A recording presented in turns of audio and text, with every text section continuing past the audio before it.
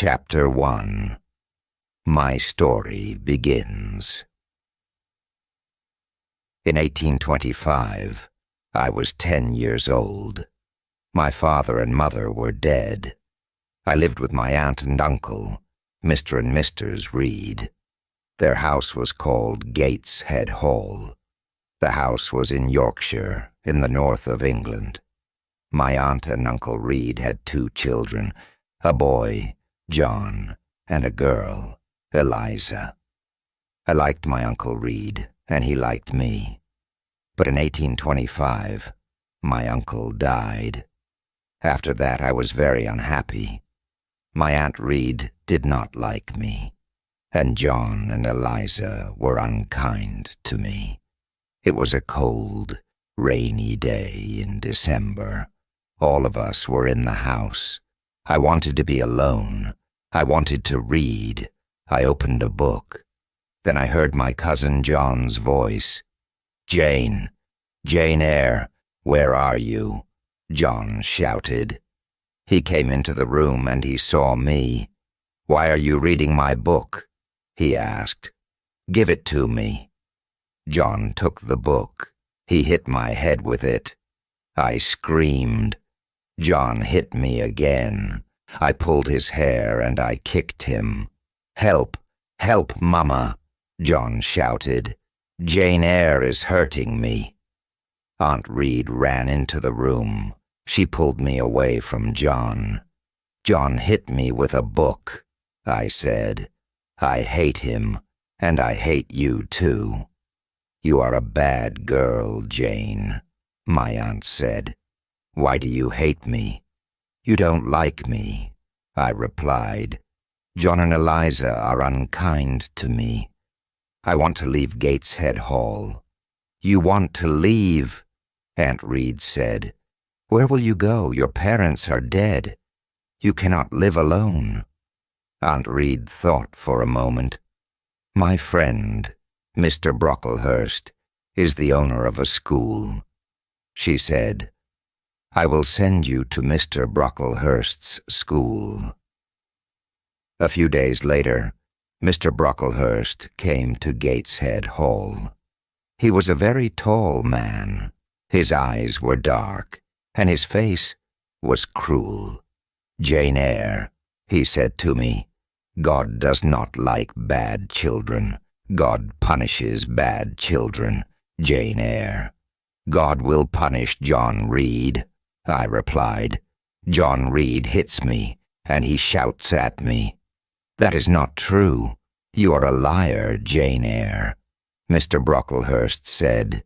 "You must not tell lies, and you must not live here with your cousins. You will come to Lowood School. You will become a good girl." "I want to come to your school, sir," I said. "I want to leave this house." "Bad girls are punished at my school, Jene Ayre," Mr. Brocklehurst said. "The girls work very hard at Lowood. I will work hard. I will be a good pupil, Mr. Brocklehurst," I said. 2 weeks later, I left Gateshead Hall. I went to Lowood School. 2 weeks later, I left Gateshead Hall. I went to Lowood School. Chapter 2. Lowood School. It was the month of January. I arrived at Lowood School at night. A servant took me up some stairs and into a big bedroom. There were many beds in the room. The girls in the beds were asleep. The servant took me to an empty bed. I put on my night clothes and I got into bed. Soon, I was asleep too.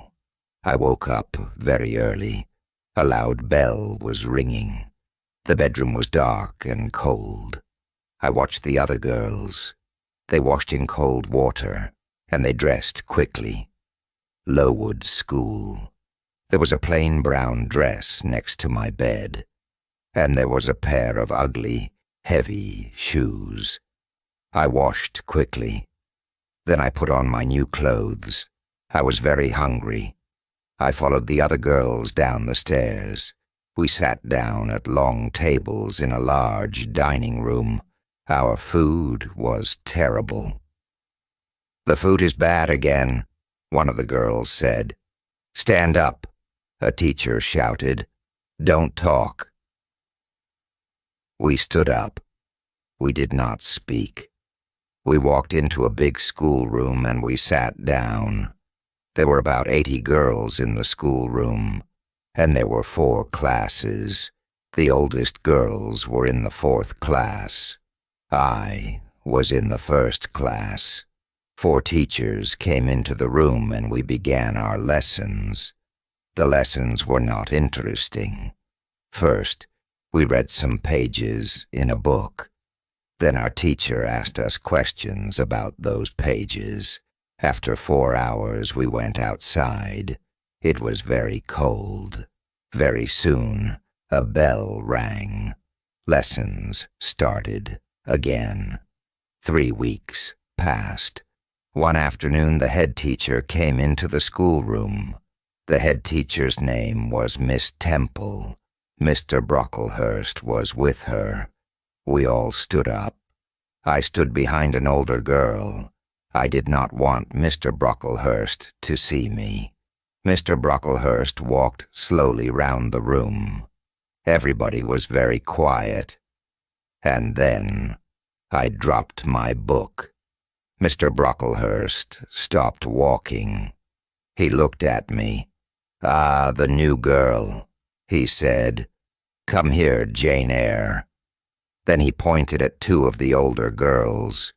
"You 2 girls, put Jene Ayre on that high chair," he said. "Look at Jene Ayre, everybody," Mr. Brocklehurst said. "This child is bad. She is a liar. She will be punished. Miss Temple, teachers, girls, do not talk to this child." Then he spoke to me again. "Jene Ayre, you must stand on that chair for 2 hours. He said, "You are a bad girl." That evening I cried and cried, but Miss Temple was kind to me.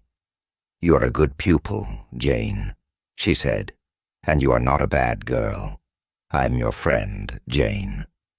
"Thank you, Miss Temple," I said. Lowood School was in an unhealthy place. The buildings were wet and cold. Mr. Brocklehurst owned the school. He was a rich man, but he did not buy warm clothes for us. And he did not buy good food for us. Everybody hated him. In the spring, many of the girls became sick. Some of them left the school. They never came back. Many of the girls died. That spring was a terrible time. We had no lessons. Miss Temple and the other teachers took care of the sick pupils. Mr. Brocklehurst had to buy better food for us, and he had to buy warm clothes for us. Mr. Brocklehurst never came to the school. The next year, Lowood School moved to a better place. It was a healthier place. There were new schoolrooms, new bedrooms, and a new dining room. The new buildings were bright and clean. The teachers were happy. After that, I was happy at Lowood School, too. I was a pupil at Lowood School for 6 years. Then I became a teacher. I was a teacher at the school for 2 years. But I never returned to Gateshead Hall, and the Reeds never wrote to me. Then I became a teacher. Chapter 3. Thornfield Hall. In 1833, I was 18 years old. In the summer, Miss Temple left Lowood School. She got married. I wanted to leave Lowood, too. I wanted a new life. I will be a governess, I thought. I put an advertisement in a newspaper, Thornfield Hall. I had a reply to my advertisement. The reply was from Mrs. Fairfax of Thornfield Hall, near Millcote. Millcote was about 70 miles from Lowood School.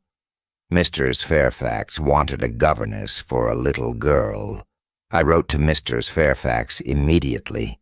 I was going to be a governess at Thornfield Hall. I traveled to Millcote in a coach. At Millcote, a servant met me. He took me to Thornfield Hall.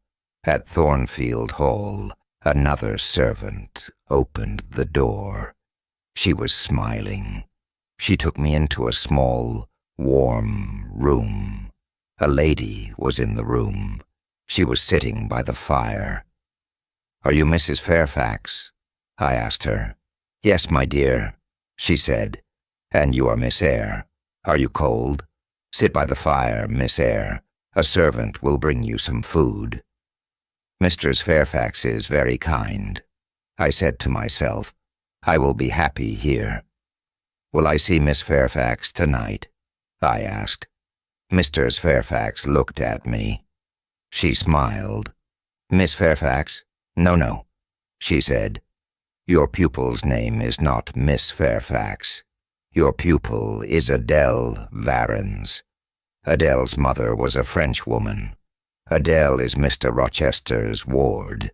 He takes care of her." "Mr. Rochester? Who is Mr. Rochester?"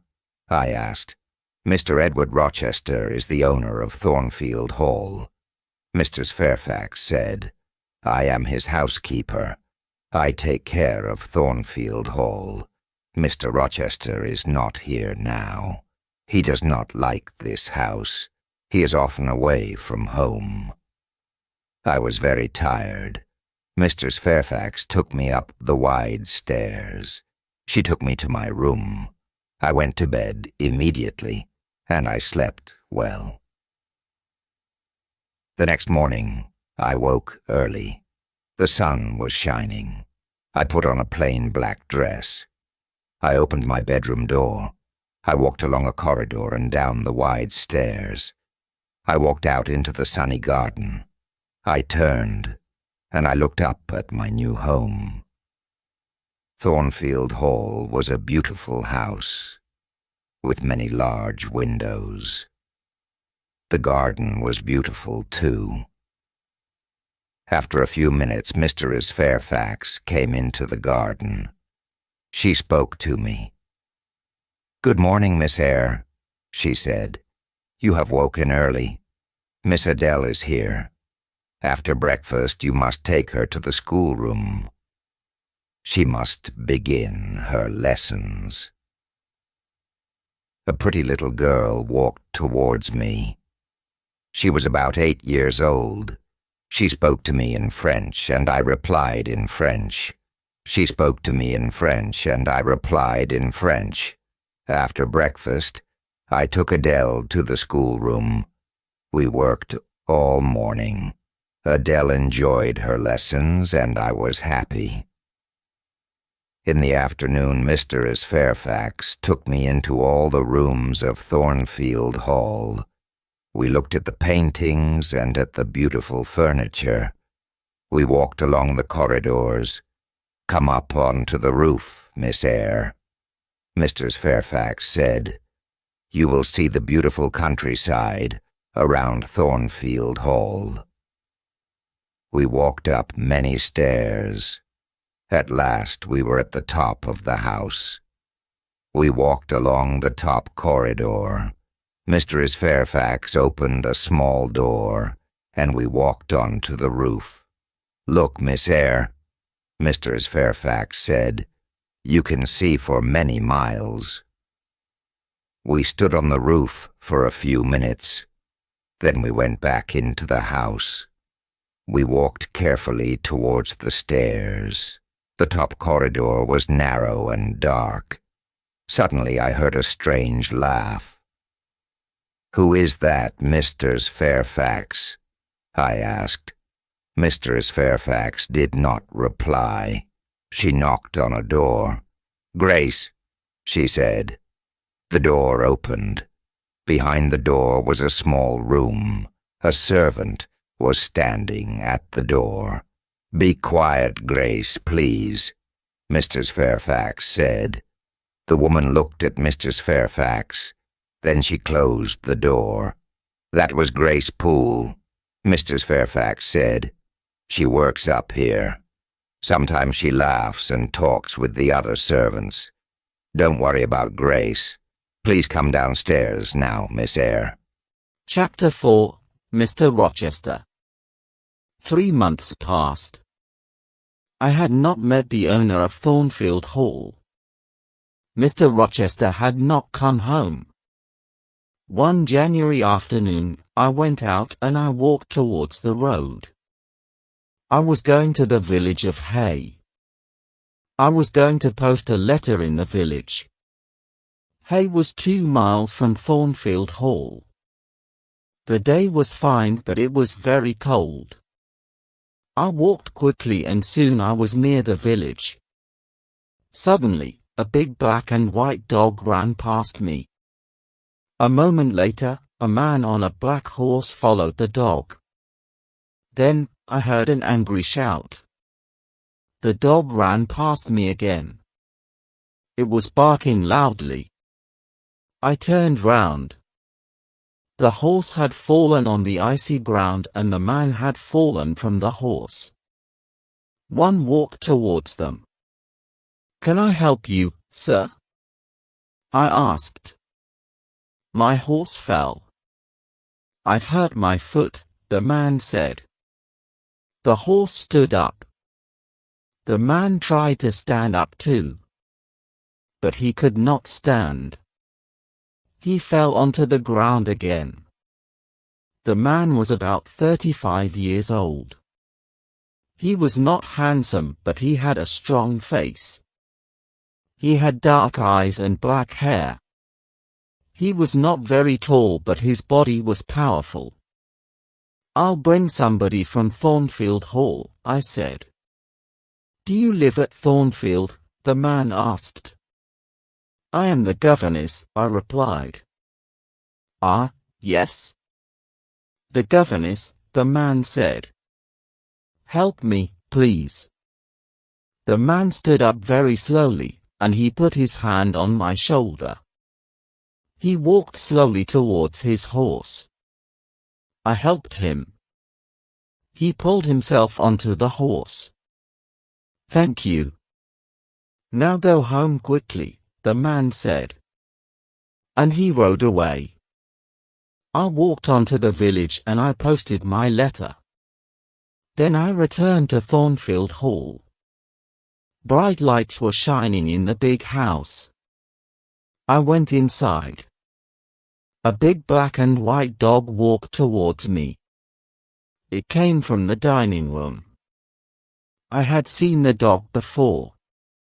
"Whose dog is that?" I asked the servant. "It's Mr. Rochester's dog," the servant replied. "Mr.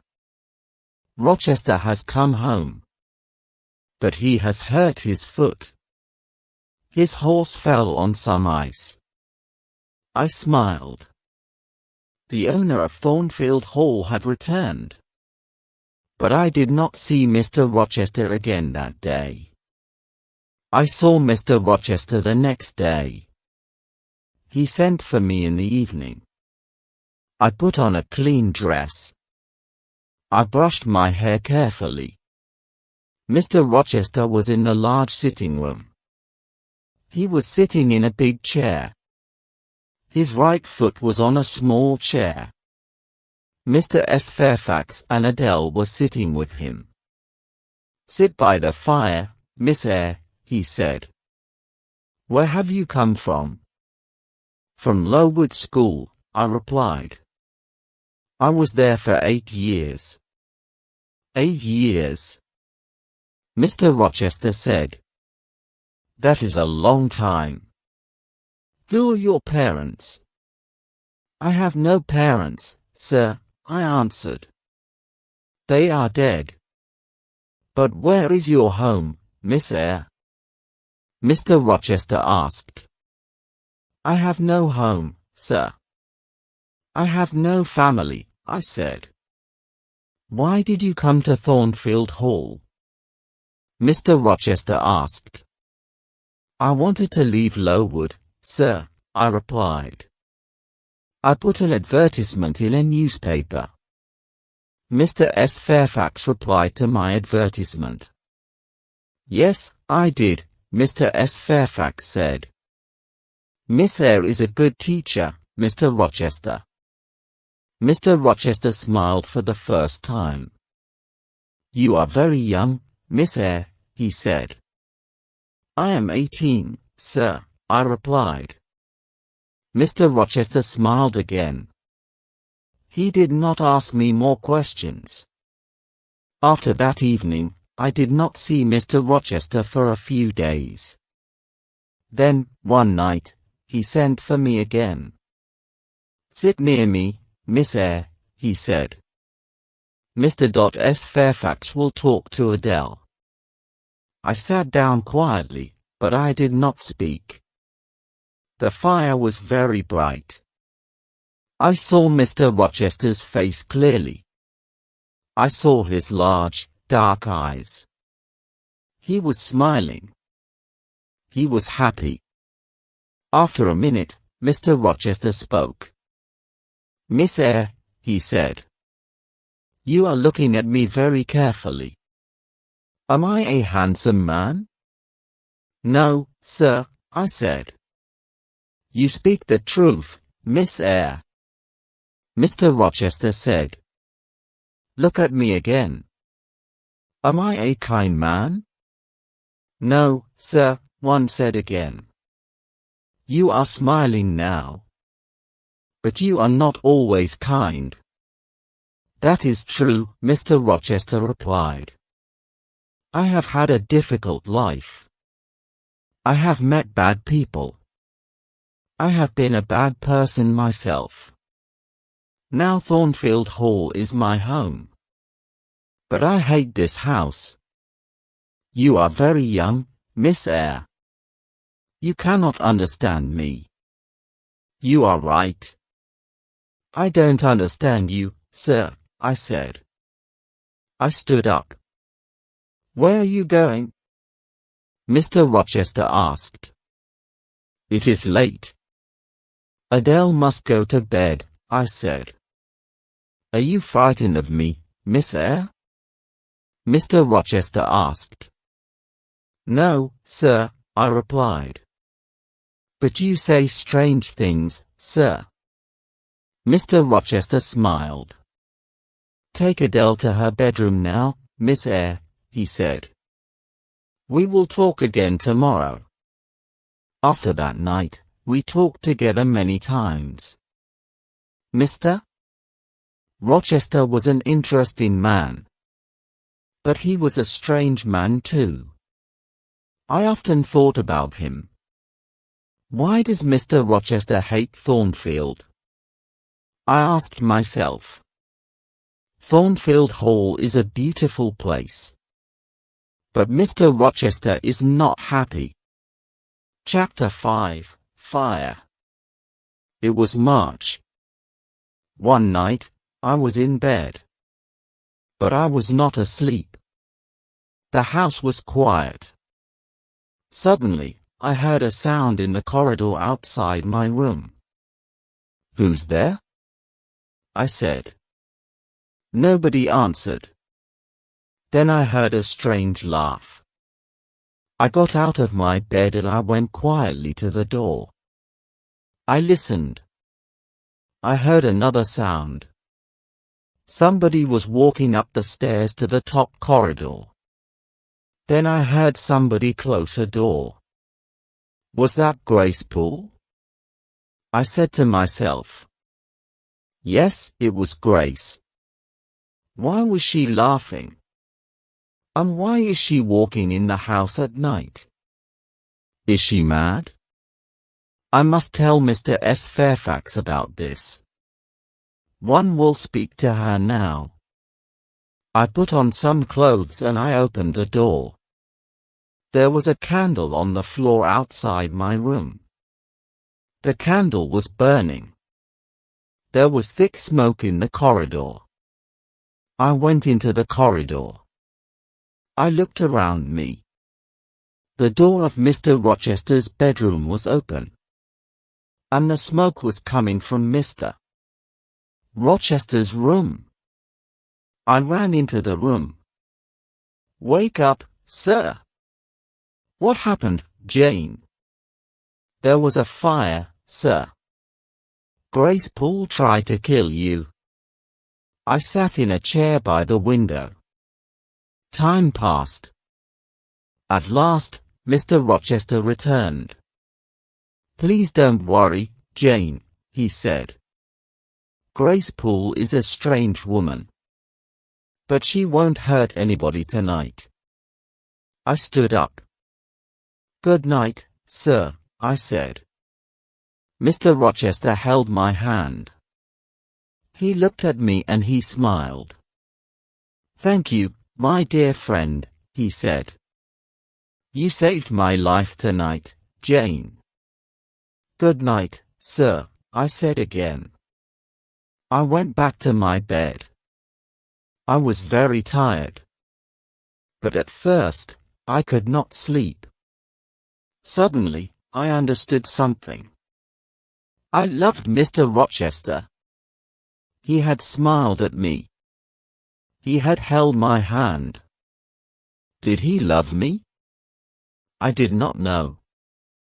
But I thought about Mr. Rochester for a long time. I did not see Mr. Rochester the next day. He did not send for me. In the evening, I went down to Mr. S. Fairfax's sitting room. The housekeeper was looking out of the window. "The weather has been good today," Mr. S. Fairfax said. Mr. Rochester had a good day for his journey. His journey? Where has he gone? I asked. I was surprised. "He has gone to Ingram Park," Mr. S. Fairfax replied. "Mr. Rochester will stay there for a week or more. He has many friends. All his friends will be at Ingram Park this week." "Will there be any ladies at Ingram Park?" one asked. "Yes," Mr. S. Fairfax said. "There will be many ladies there. Miss Blanche Ingram will be there. Mr. Rochester has known her for many years." "Is Miss Ingram beautiful?" I asked. "She is very beautiful," Mr. S. Fairfax said. "Will Mr. Rochester marry her?" I asked. Mr. S. Fairfax smiled. "I don't know, Miss Ayre," she replied. "I don't know." I was very unhappy. I went up to my bedroom. I looked in my mirror. "Jane Ayre," I said to myself, "you are not pretty. And you are poor. Mr. Rochester will never marry you. He will marry Miss Blanche Ingram. She is a rich lady. You are a poor governess. Forget Mr. Rochester, Jane Ayre. Forget him." Chapter 6, Guests at Thornfield Hall. 2 weeks later, a letter arrived for Mr. S. Fairfax. "Mr. Rochester will return on Thursday," Mr. S. Fairfax said. "Some of his friends will come here with him. There will be many guests at Thornfield Hall." On Thursday evening, Mr. S. Fairfax, Adele and I were in Adele's bedroom. Mr. S. Fairfax was looking out of the window. "The guests are arriving now," Mr. S. Fairfax said. I went to the window and I looked out. There were 3 carriages. 2 people were riding horses. Mr. Rochester was riding his big black horse. A beautiful young woman was riding a white horse. Mr. S. Fairfax pointed to the young woman. "That is Miss Ingram," the housekeeper said. Then she went downstairs. Adele wanted to go downstairs too. No, Adele, I said. We cannot go downstairs tonight. Mr. Rochester is talking to his guests. The next day, Mr. S. Fairfax came into the schoolroom. Mr. Rochester wants you to meet his guests tonight, Miss Ayre, she said. Adele must meet them too. Later, Adele and I went quietly into the sitting room. And soon, 8 ladies came into the room. One of them was tall, dark and very beautiful. She was Blanche Ingram. Adele ran towards her. Good evening, beautiful lady, she said in French. What a pretty little girl. Blanche Ingram said. Miss Ingram spoke to the other ladies. And she spoke to Adele. But she did not speak to me. Half an hour later, the gentleman came into the room. I looked at Mr. Rochester. He saw me, but he did not speak to me. Miss Ingram pointed at Adele. Why doesn't this little girl live at a school, Mr. Rochester? She asked. Adele learns her lessons at home, Mr. Rochester replied. She has a governess. Oh, yes? That small woman by the window, Miss Ingram said. I had many governesses. I hated all of them.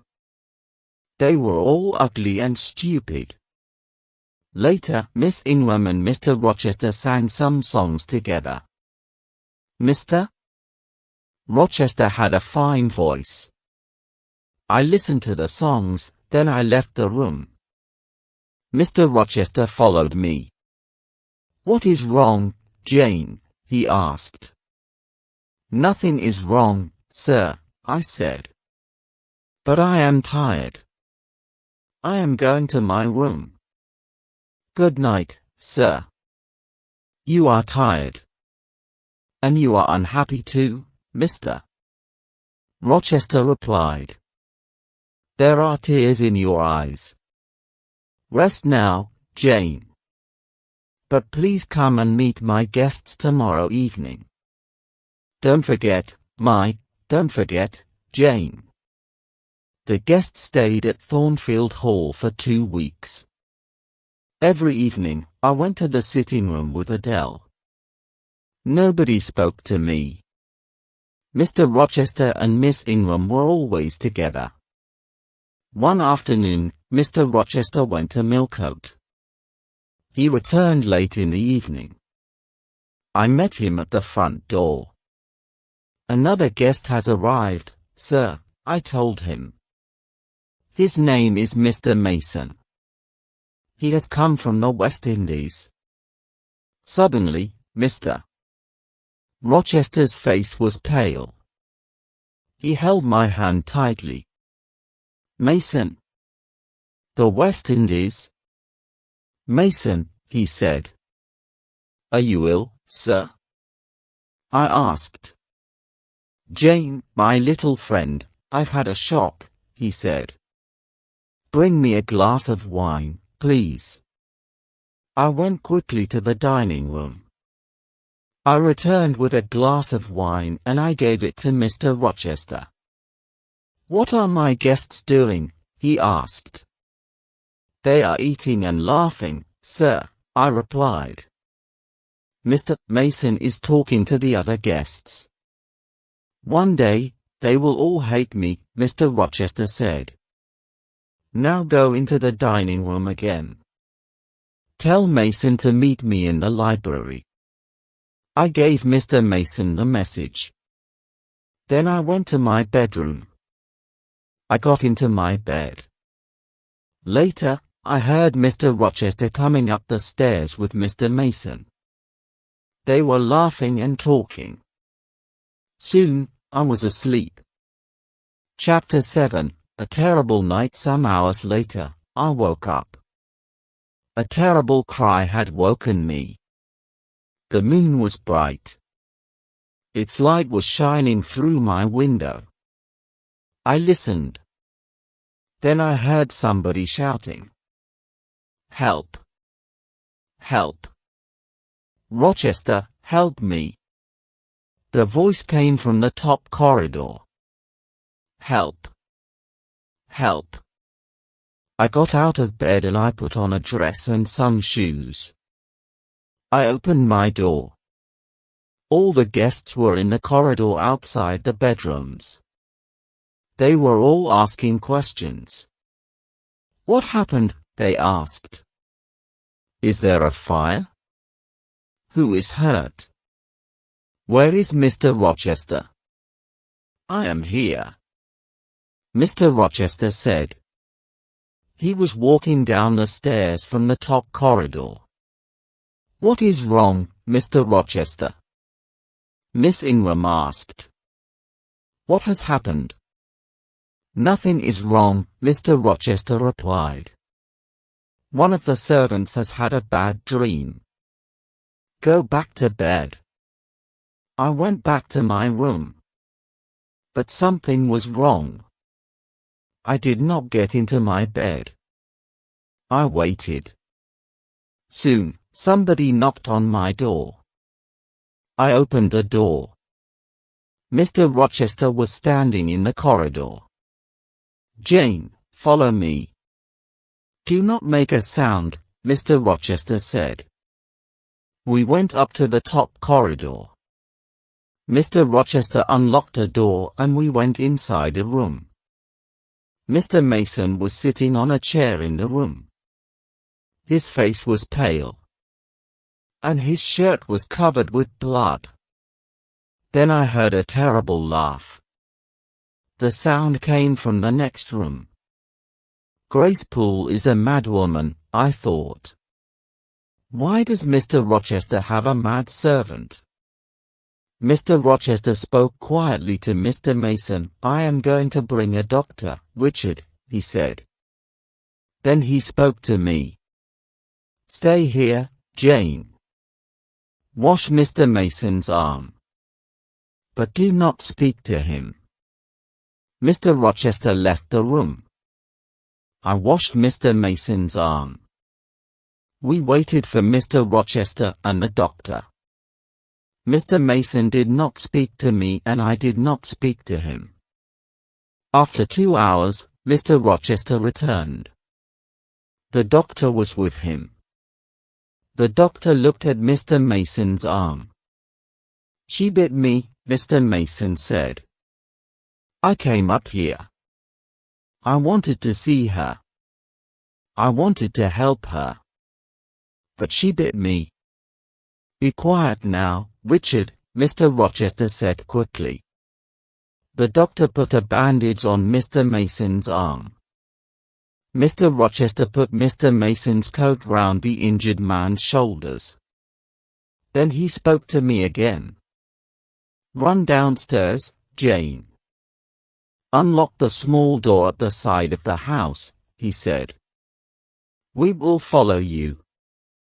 I went quickly downstairs and I opened the door. Outside the door, a servant was waiting with a carriage. Mr. Mason and the doctor came out of the house. They got into the carriage. Then Mr. Rochester came out of the house too. Mr. Mason spoke to him through the window of the carriage. Help her. Be kind to her, Rochester, he said. Yes, I will, Mason, Mr. Rochester said. The servant drove the carriage away. Will you walk in the garden with me, Jane? Mr.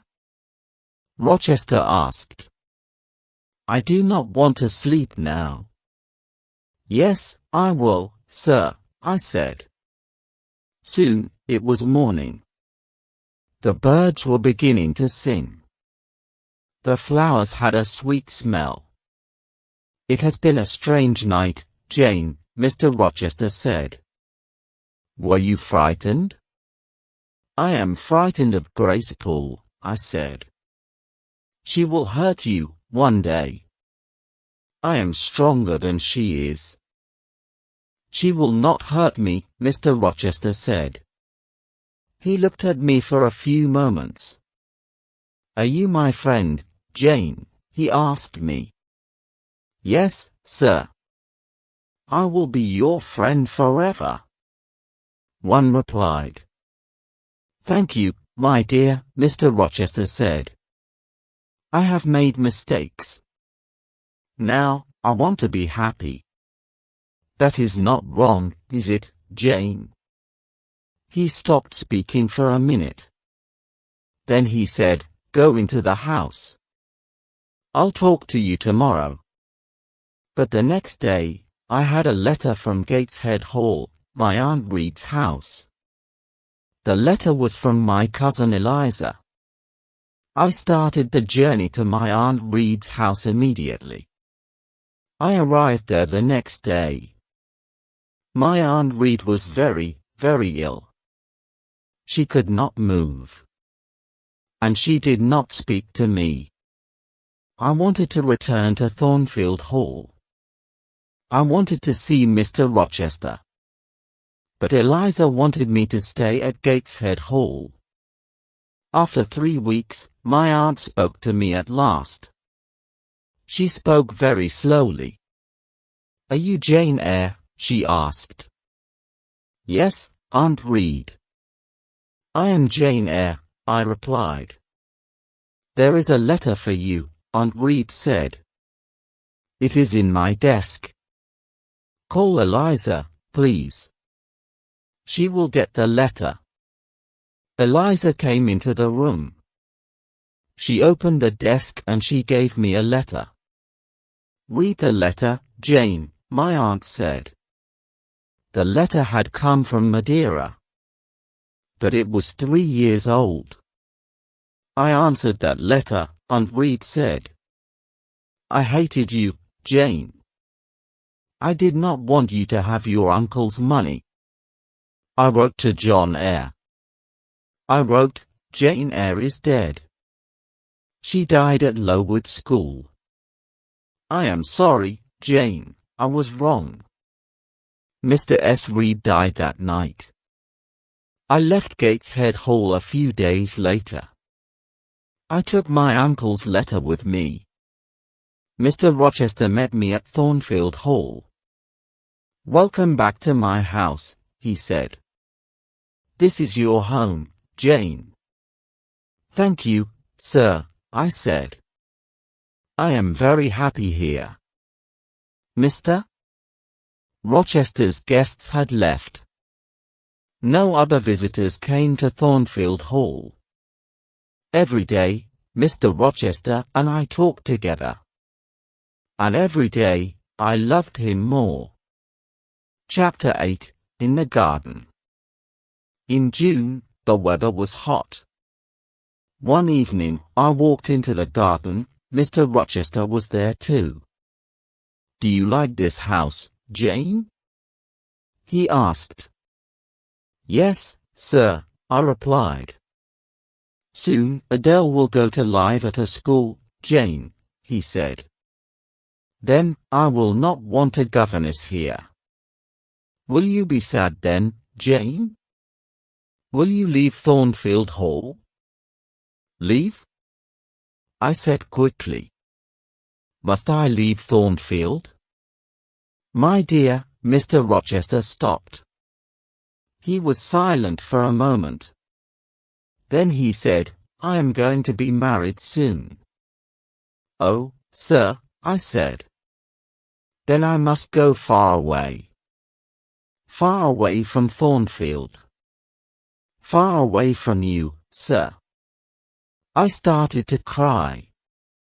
I will always remember you, Jane, Mr. Rochester said. Will you forget me? No, sir, I replied. I will never forget you. I don't want to leave Thornfield, sir. One don't want to leave you. Don't leave, Jane, Mr. Rochester said. Stay here. He smiled at me. I must not stay here, sir, I said. You are going to marry Miss Ingram. I am poor. I do not have a pretty face. But I have a heart. It is a loving heart, sir. Jane, I am not going to marry Miss Ingram, Mr. Rochester said. She is rich. She is beautiful. You are poor. You are not beautiful. But I want to marry you. Will you marry me, Jane? For a moment, I could not speak. At last, I asked, Do you love me, sir? I do, he replied. Then, sir, I will marry you, I said. And Mr. Rochester kissed me. My dearest Jane, he said. Nothing can stop our marriage now. We will be married in a month, Jane. We kissed again. Then I said good night and I went into the house. I went upstairs to my room. Later, I remembered my Uncle John Ayre's letter. I will write to him in Madeira, I said to myself. I will tell him about my marriage to Mr. Rochester. I am very happy. My uncle will be happy too. 4 weeks passed. Mr. Rochester was going to buy me many beautiful things. He was going to give me many presents. But I did not want these things. No, Edward, I said. I am not beautiful. I don't want beautiful things. I want you, Edward. It was the month of July. 2 days before our wedding day, Mr. Rochester went away. I will return tomorrow, he said. I love you, Jane. That night, I went to my bedroom early. My wedding dress and my wedding veil were in my room. I looked at them. In 2 days, I will be Jane Rochester, I said to myself. Then I went to bed. But I did not sleep well. The next day, Mr. Rochester returned. He looked at me carefully. What is wrong, Jane? He asked. Your face is pale. Are you frightened? I had a very strange dream last night, I said. It was a dream about this house. But in my dream, Thornfield Hall had no roof. The walls were burnt. They were black. In my dream, I tried to find you. But you were not in the house. Are you afraid of a dream, Jane? Mr. Rochester asked. No, Edward, I replied. But I woke up from my dream. There was a woman in my room. She was tall and heavy. She had long, black hair. The woman was holding a candle, I said. She put the candle by my mirror.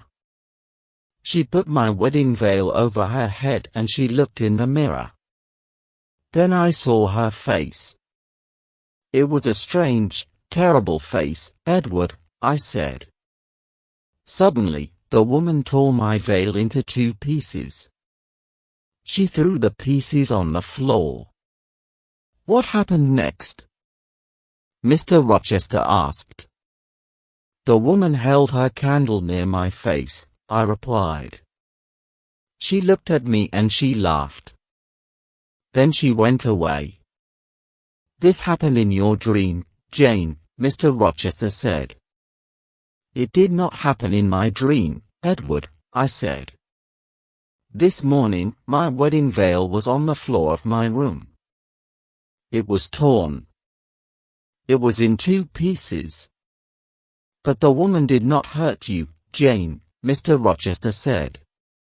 Sleep in Adele's room tonight, my dear. You will have no more bad dreams. Chapter 9, Mr. Rochester's Wife. It was our wedding day. We were going to be married in a church near Thornfield Hall. After the marriage, we were going to travel to London. I got up early. I put on my wedding dress and I went downstairs. Mr. Rochester was waiting for me. At 8 o'clock, we walked together to the church. The clergyman was standing by the door of the church. There were 2 other people inside the church, 2 men. They were sitting in a dark corner. I could not see them very well. The clergyman started to speak. At every marriage, the clergyman asks an important question. He asks the people in the church, "Is there a problem about this marriage?" The clergyman spoke loudly. He asked this question and he waited. There was silence for a moment. And then one of the men in the dark corner stood up. He spoke loudly. "There is a problem. These 2 people must not be married," he said. "There is not a problem," Mr. Rochester said to the clergyman. "Please go on with the marriage." "No, I cannot go on with the marriage," the clergyman replied. He spoke to the man in the corner. "What is the problem, sir?" he asked. Mr. Rochester turned and looked at the man. "Who are you? What do you know about me?" he asked angrily. "My name is Briggs, sir." "I am a lawyer," the man replied. "I know many things about you. 15 years ago, you were married in the West Indies. Your wife's name is Bertha Mason. She is alive. She lives at Thornfield Hall." "How do you know that?" Mr. Rochester shouted. The other man in the dark corner stood up. He walked towards us. It was Richard Mason. "Bertha Mason is my sister," he said. "I saw her at Thornfield Hall in April." Mr. Rochester's face was pale. For a minute he was silent. Then he spoke quietly. "It is true," he said. "My wife is living at Thornfield Hall. She is mad. Come to the house, all of you. Come and see Mr. S. Rochester. Come and see the madwoman." We all left the church. Nobody spoke. At Thornfield, Mr. S. Fairfax and Adele were waiting for us. They were smiling happily. "Nobody will be happy today," Mr. Rochester said. "We are not married." Briggs, Mr. Mason, the clergyman, and I followed Mr. Rochester. We followed him up the stairs. He took us to the top corridor. He unlocked a door and we went into a small room. I had seen this room before.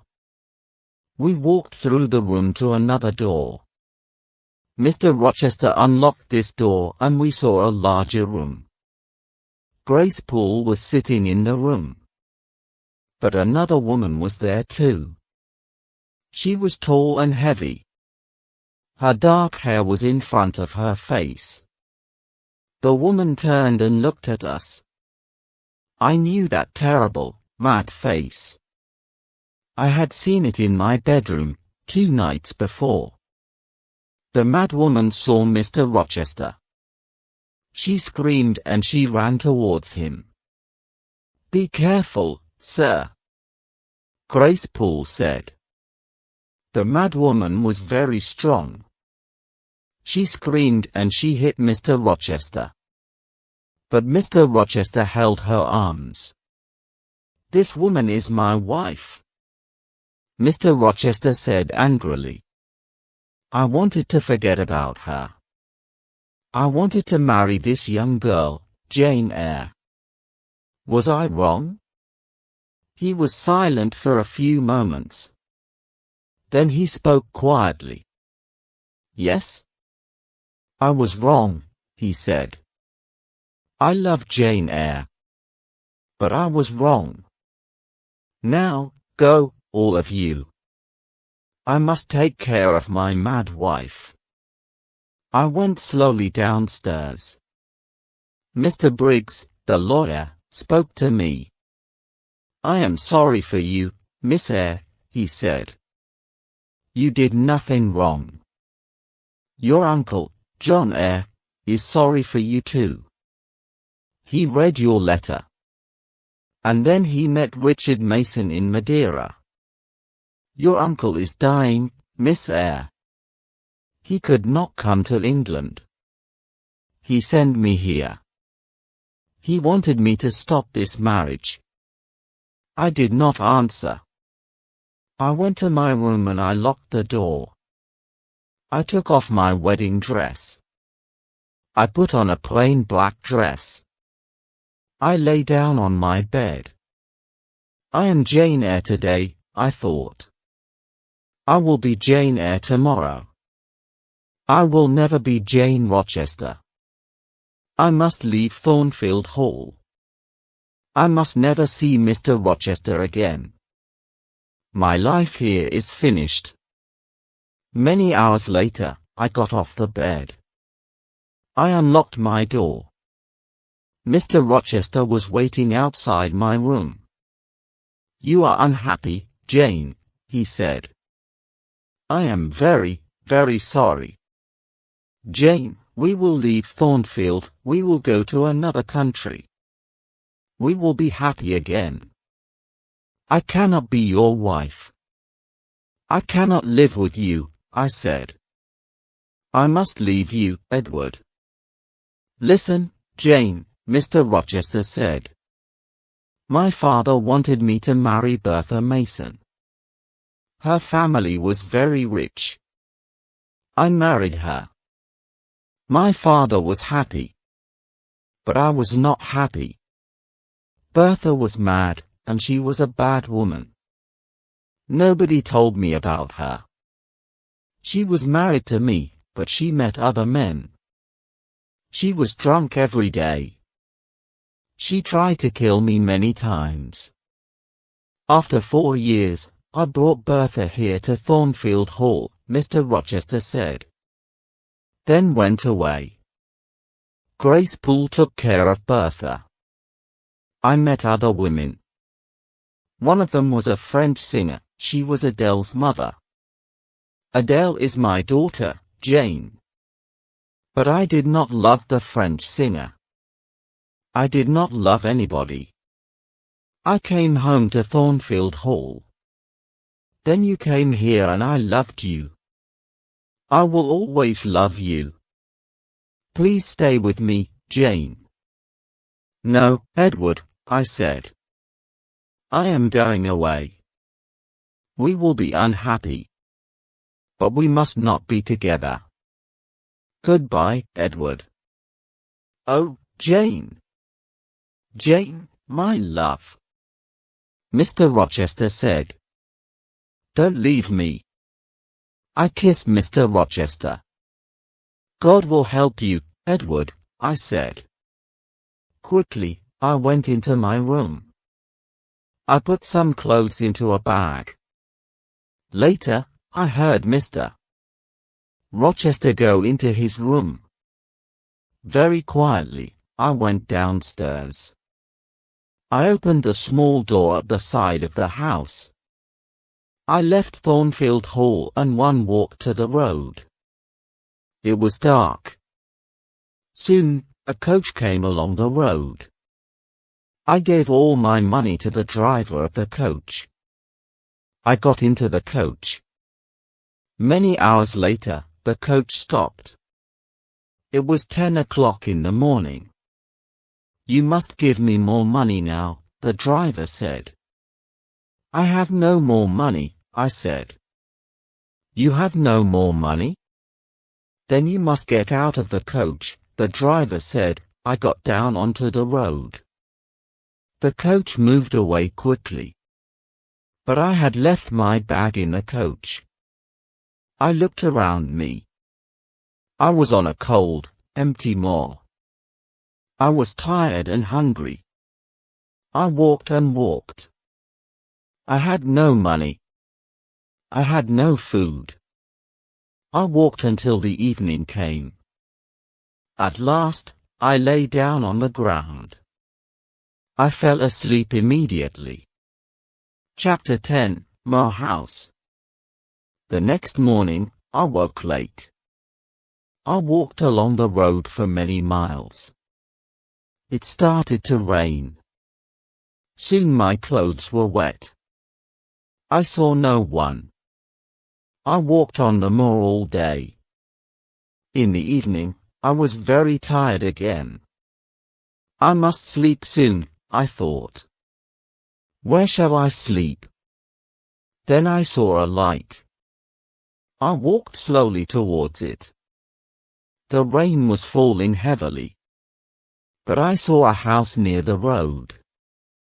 I walked up to the house. I knocked on the door. I waited, but nobody opened the door. I stood outside the house. I was very cold and very tired. I could not move. I am going to die here, I said. Then I heard a young man's voice. The man was standing behind me. No, you will not die at my house, the man said. Then he unlocked the door of the house. He took me into the house. He took me into a warm sitting room. Please sit down, he said. Two pretty young women came into the room. Give this poor woman some food, Diana, the young man said. Give her some dry clothes, Mary. Then he spoke to me again. My name is St. John Rivers, he said. These are my sisters, Diana and Mary. What is your name, young woman? My name is Jane Elliot, I said. I closed my eyes. Jane is very tired, Diana said. She must go to bed now. I stayed in bed at my house for 3 days. Diana and Mary Rivers were governesses.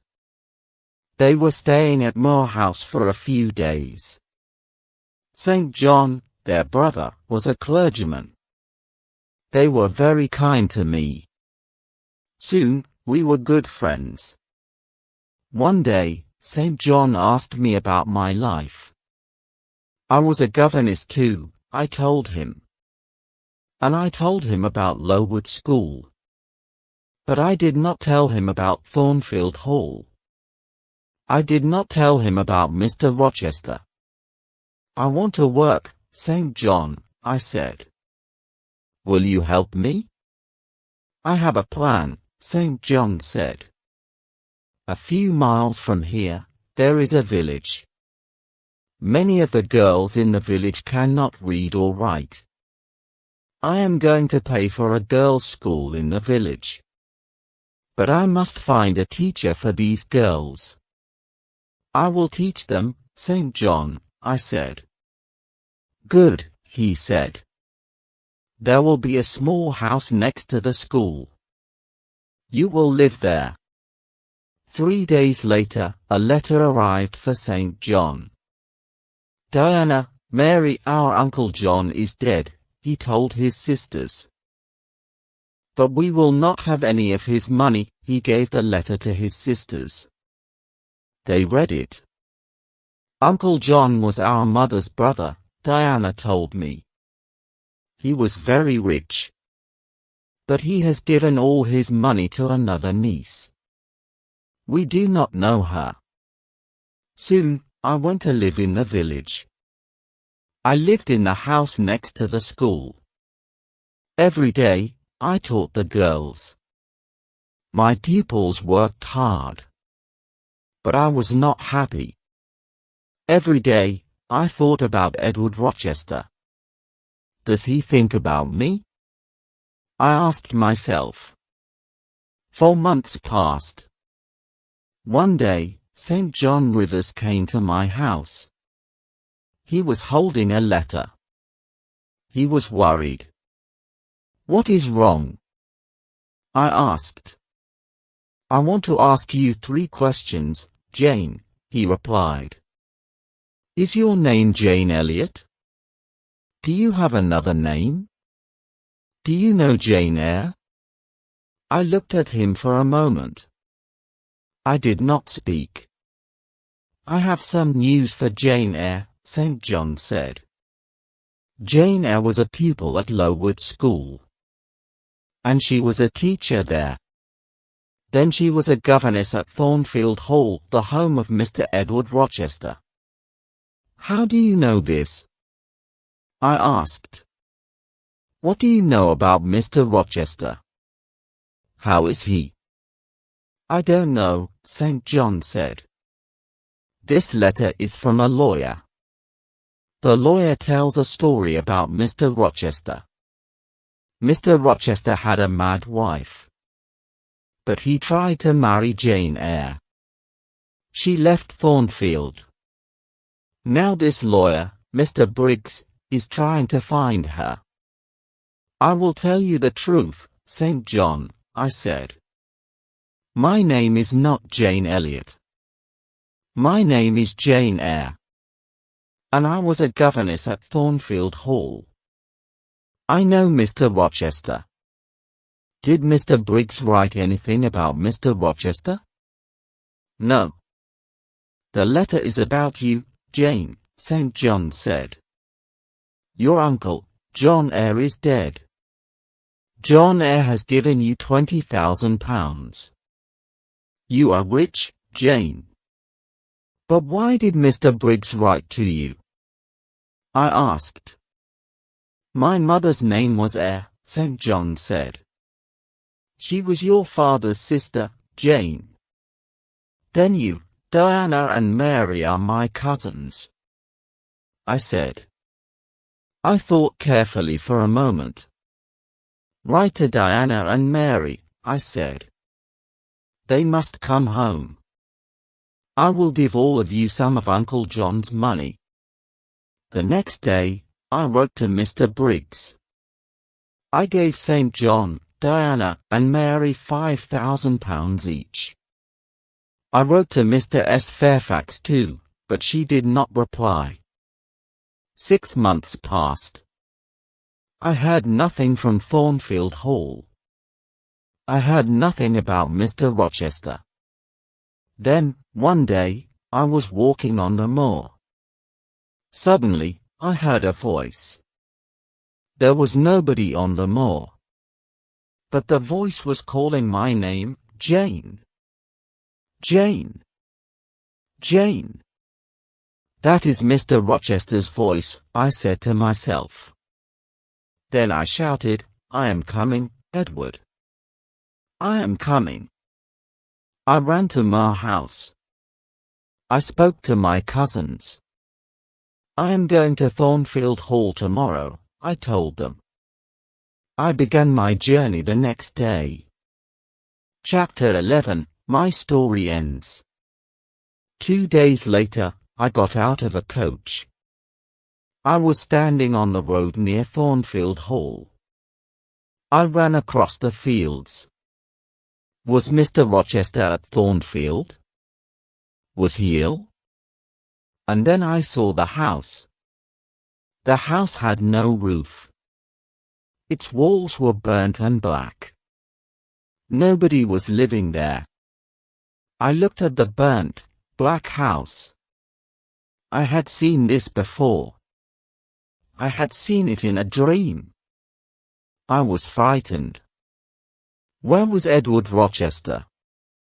I went to the village of Hay. I asked about Thornfield Hall. I asked about Mr. Rochester. 3 months ago, there was a fire at Thornfield Hall, a man told me. The madwoman burned the house. She was Mr. Rochester's wife. Was Mr. Rochester in the house? I asked. Yes, he was there, the man replied. He tried to save his wife's life.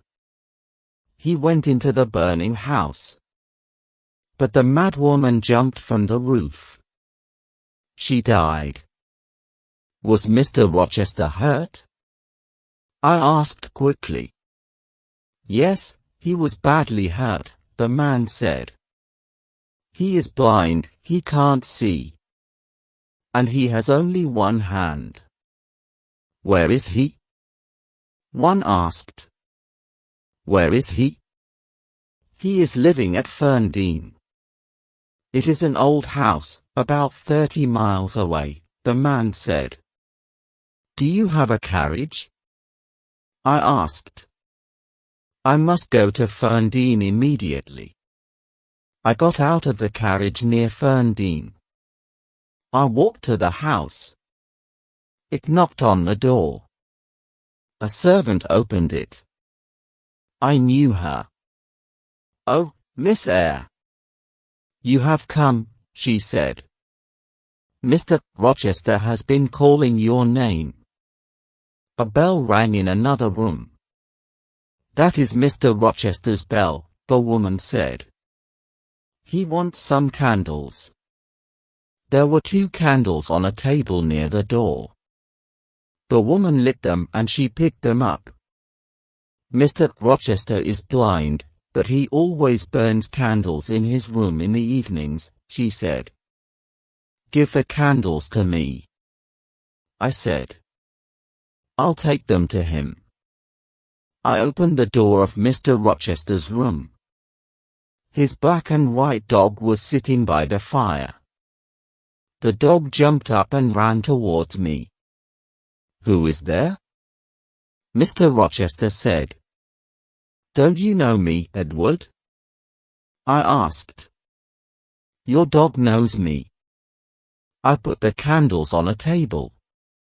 I held Mr. Rochester's hand. I know that voice.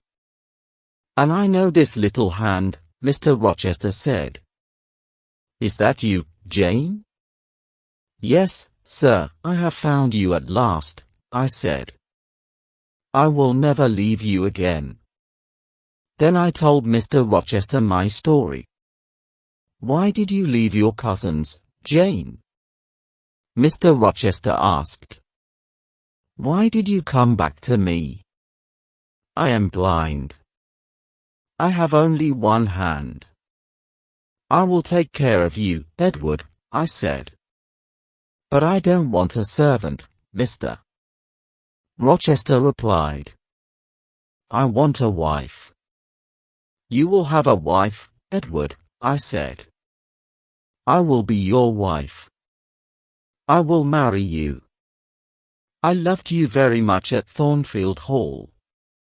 Now I love you more. Mr. Rochester and I got married. After a time, his eyes were better. He could see a little. He saw the face of our first child. My dear Edward and I are very happy. The end.